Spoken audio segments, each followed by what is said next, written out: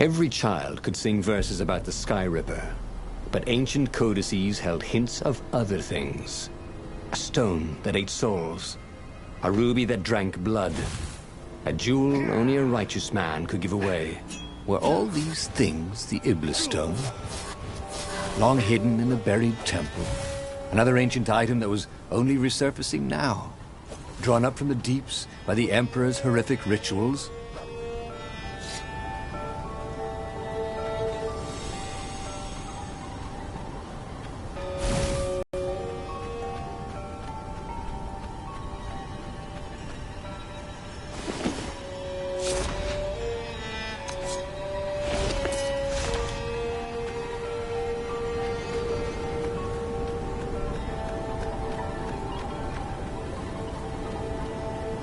Renato distrusted doors that opened automatically, especially after being buried for millennia.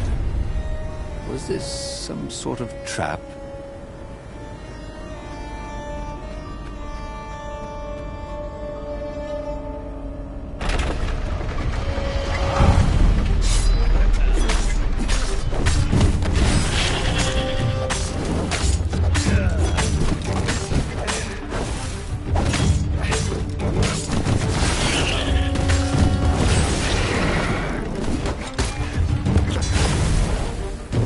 Those sheaves were really very well made, weren't they?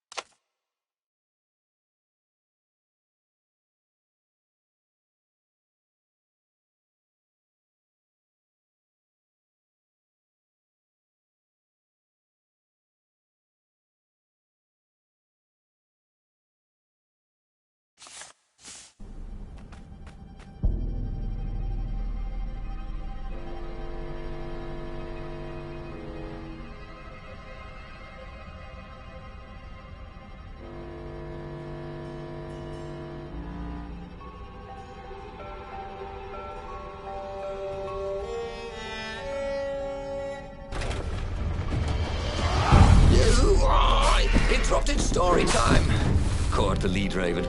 Now we'll never find out how it ended.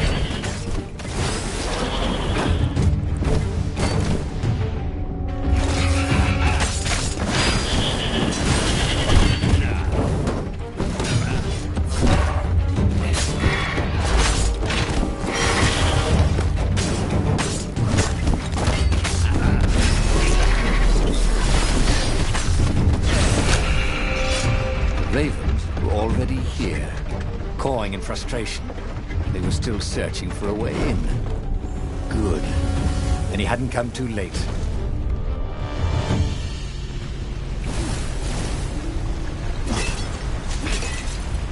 Think of all the artisans he was creating employment for. Truly, he was a job creator.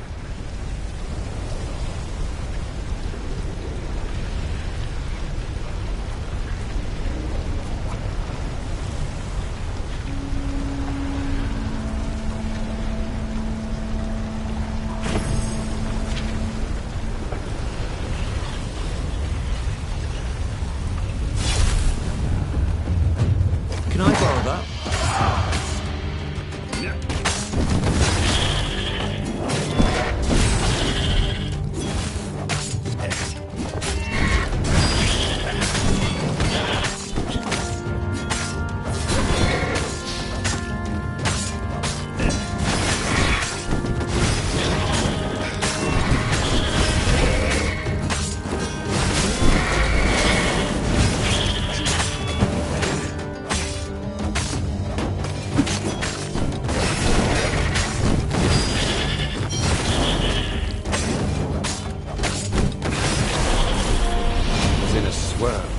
newly remembered knowledge. He needed to focus.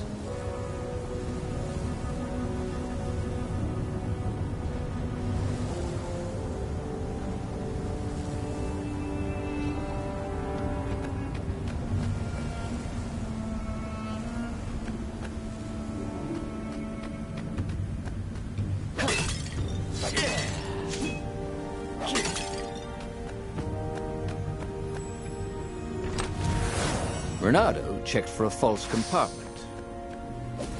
Nope.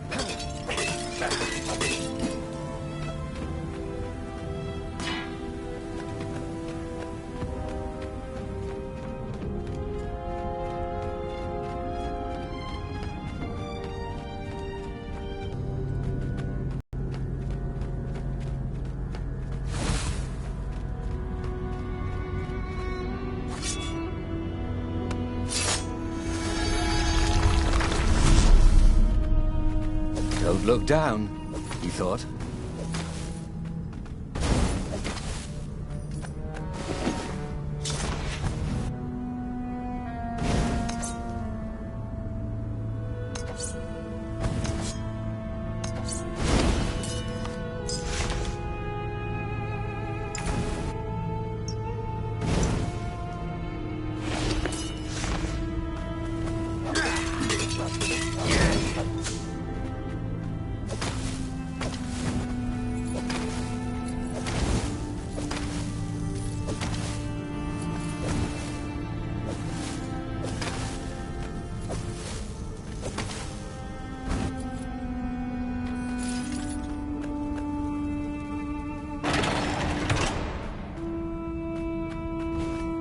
How could a temple to Iblis still even exist?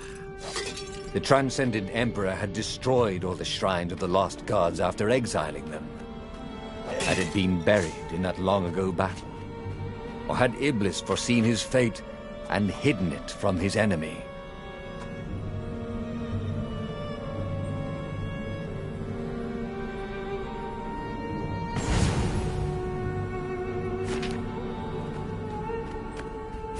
Look, it's not personal, but your mother wears army boots on her ears.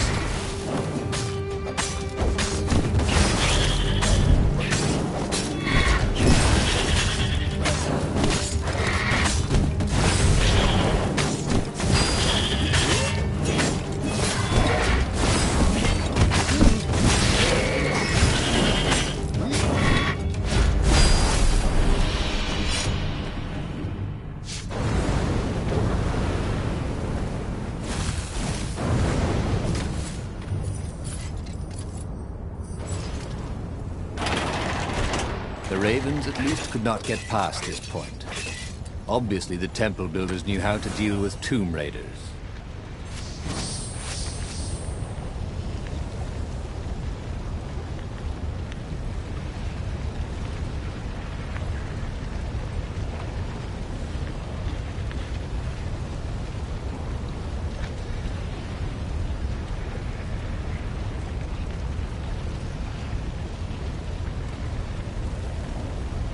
He wasn't that good. Yet.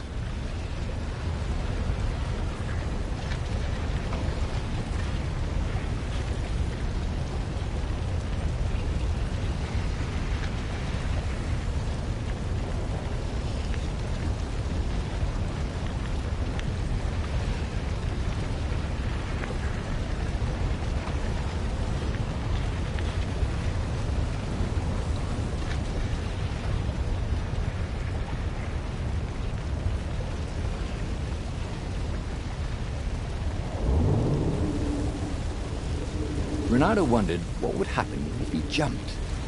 Would he be rescued by an emergency platform?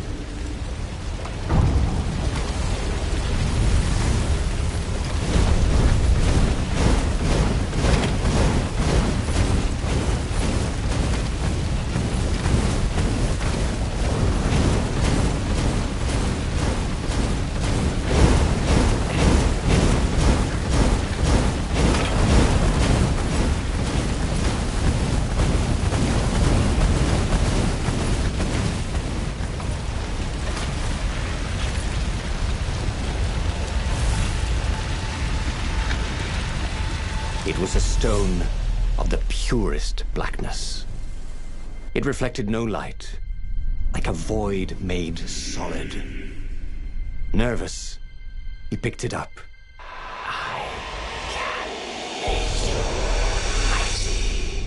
Who said that? It was the stone. Eager. Thirsty.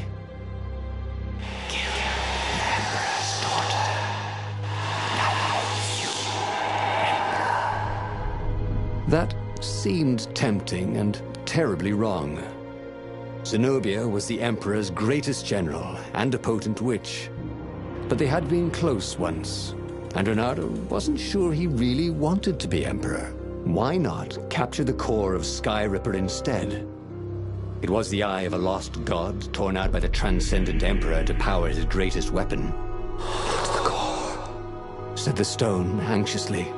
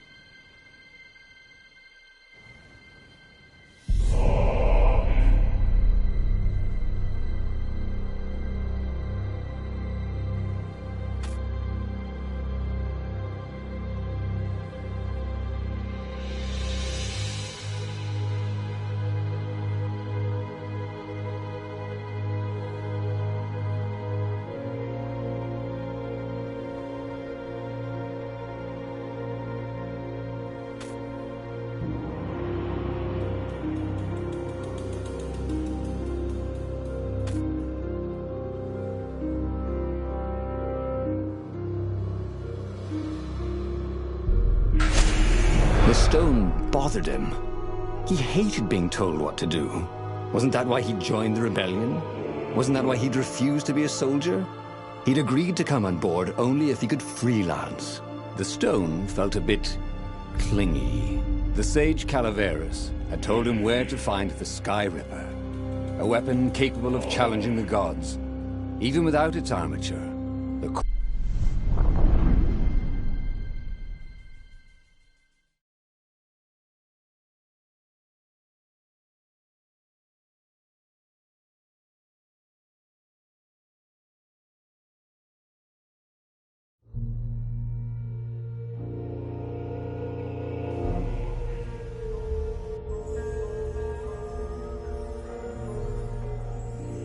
The moment he landed the Farfarer, Renato had a rare feeling of regret.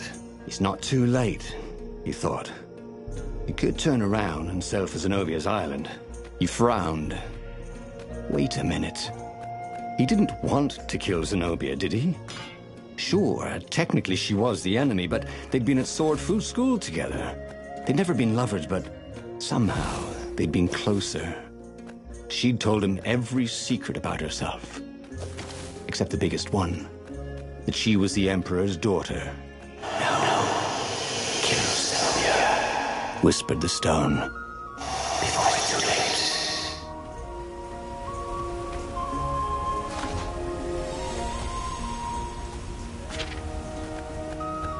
I need more materials, thought Renato.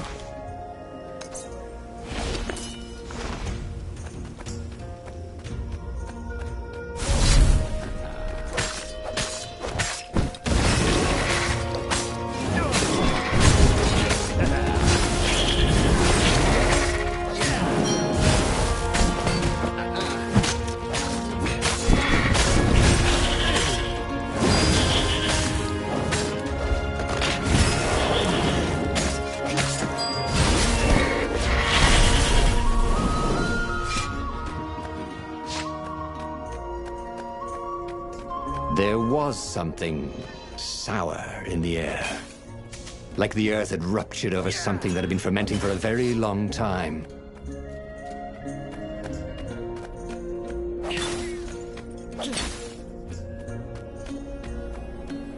Bernardo wondered idly if people who had built these poles had really, really long tentacles.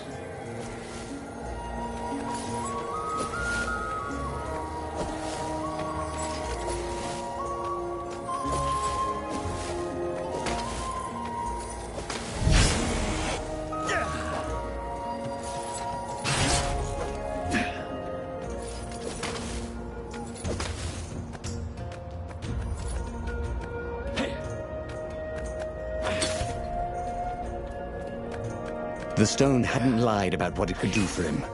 With each raven he cut down, he felt a jolt of power flowing into his arm. "You're weak," whispered the stone. "The core will kill you." "Are you afraid of it?" "No, don't be ridiculous," it chuckled. "But it's unstable. It will poison you if someone just carry it, and if you try to use it, it will explode catastrophically." Bernardo did not trust rocks that talked in his head.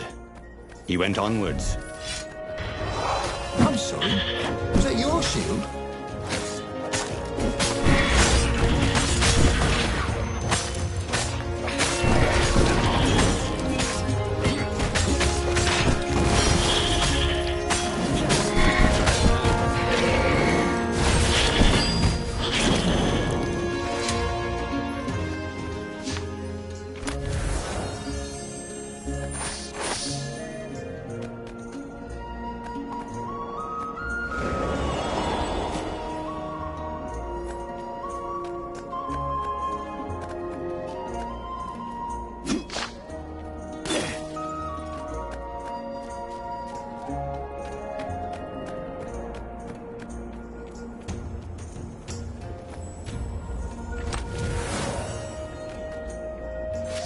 I wonder what I could make with all these sword crafting materials, thought Bernardo.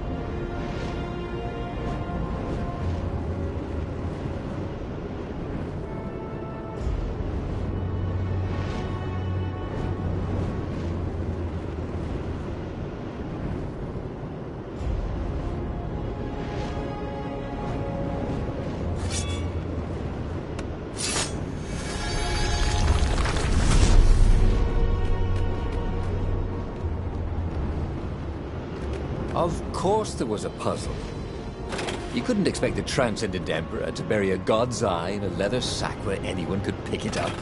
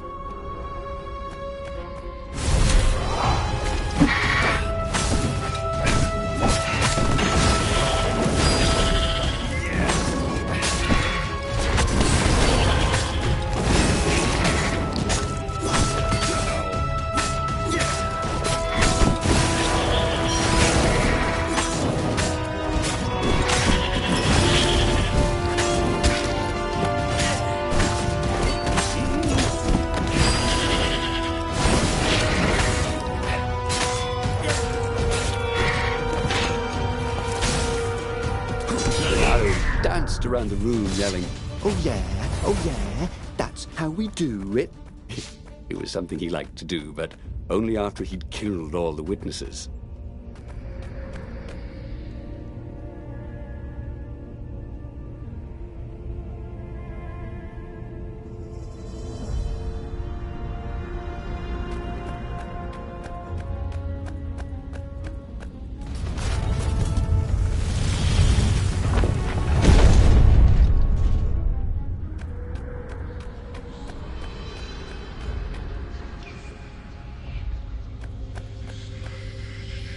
As he approached the core, the stone became hysterical.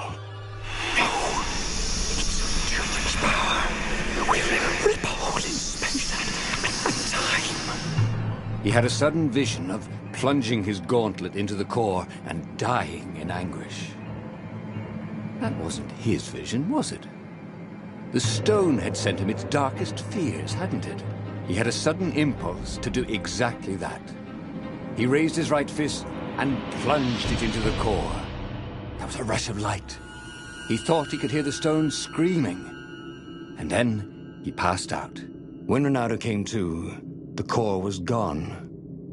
But the Iblis stone was no longer black, but glowing with a blue light. And it was silent. "I can't hear you," he sang out, and "Yoo-hoo!" It didn't answer. "Ha!" he said. He had defeated the demonic gem with the power of his mind. He felt invincible. It was time to attack the Imperial outpost on the Nexus. Take the battle to the enemy. But among the huge crystals, there was also an observatory. A wise man. How wise was he?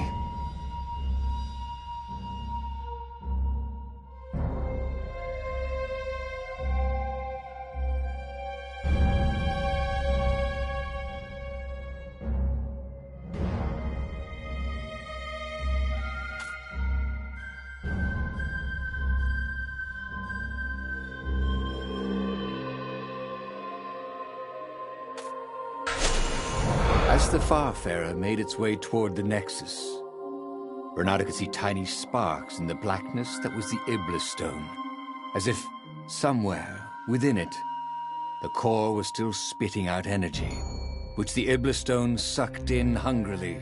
You'd think the stone would want this kind of power, wouldn't it? Thought Renato. Well, the scientists would explain it all.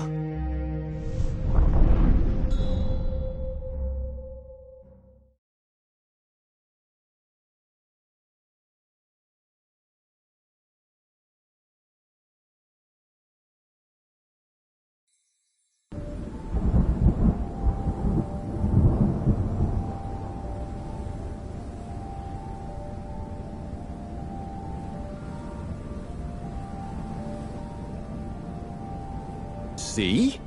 He'd trusted his gut, and it had worked out. That's what it meant to be a hero. To ignore the naysayers and the odd-makers, and do what you knew was right, and have it turn out to be the right thing. Well, he wasn't worried. Once he got to the observatory, the scientist toads could explain it. Then he could carry the war into the enemy's camp and destroy them all.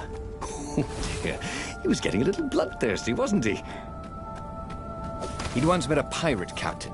He used hooks to get around his ship. What was his name again?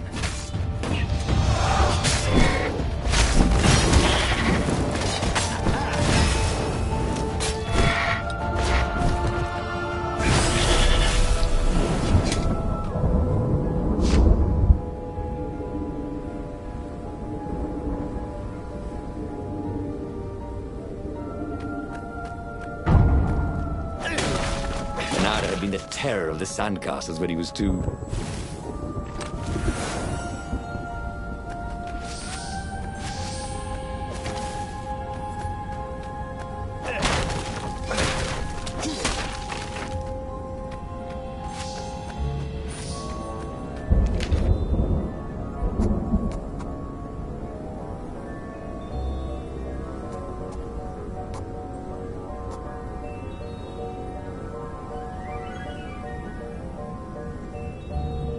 This was way better than being able to shrink down to the size of an ant. What was that all about, anyway?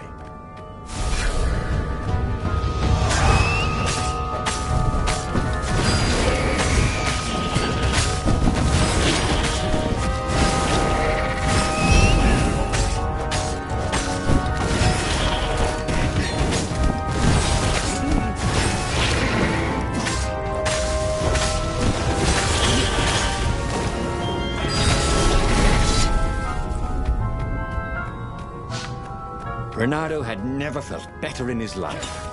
Normally, a battle would wear him down and he would need a night's sleep. Now he felt like he could go all night and all day. He felt like people were cheering him on, and he could practically hear their applause as he slew one raven after another.